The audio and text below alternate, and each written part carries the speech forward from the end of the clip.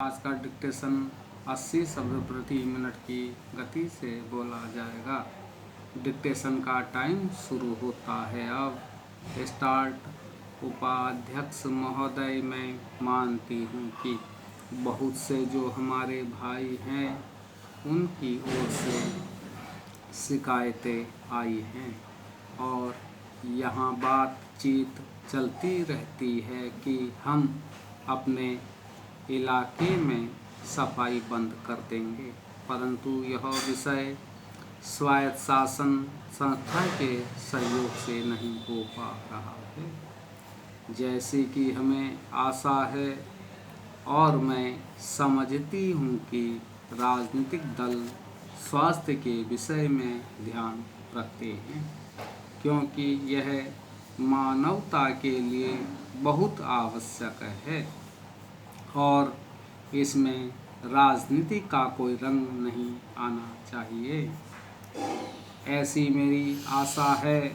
मैं अनुरोध करूंगी कि सदस्यों की जो समस्याएं हैं उनको ध्यान में रखते हुए दिल्ली प्रशासन कोई ऐसी नीति अपनाने की कोशिश करे जिससे नगर निगम का यदि कोई काम हो तो उस विषय में हमारा नगर निगम से एक सहयोगपूर्ण वातावरण पैदा हो, मगर इस वातावरण में राजनीति न आने पाए।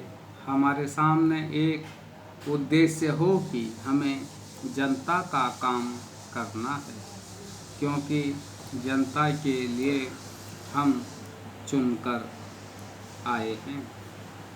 इसमें पार्टी का कोई प्रश्न नहीं है। दूसरी बात मैं कहना चाहता हूँ कि अनाथ बच्चों के लिए जो इस बजट में प्रावधान किया गया है कि उनके लिए केंद्र बनाए जाएंगे, तो मैं समझती हूँ कि इन केंद्रों के साथ साथ बेसहारा महिलाओं के लिए जो कि समाज से तिरस्कृत हैं, ऐसी महिलाओं के लिए जगह जगह इस प्रकार के केंद्र खोलने चाहिए जहां उन्हें रोजगार सिखाया जाए और साथ ही साथ आर्थिक रूप से स्वतंत्र बनाने की तरफ भी प्रयत्न किया जाए। इस विषय में मेरा एक सुझाव है कि जो बच्चे अनाथ हैं, जो बेसहारा महिलाएं हैं, उनकी तरफ हमारी पूरी कोशिश होनी चाहिए कि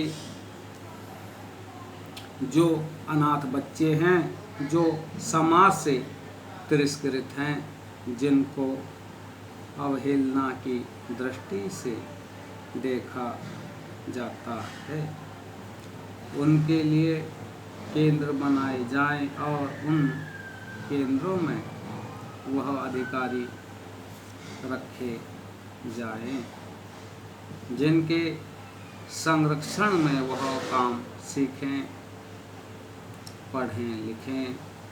यदि इसमें बाहर के सदस्य हों तो वे ऐसे होने चाहिए जिनका जीवन सरकारी सेवा में बीता हो।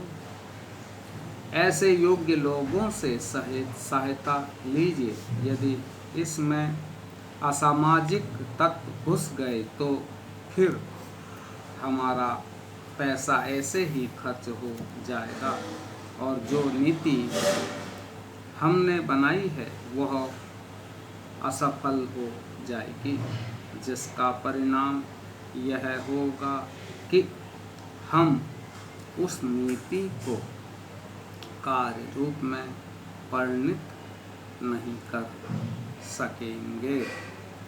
इस बात पर कोई मतभेद नहीं है।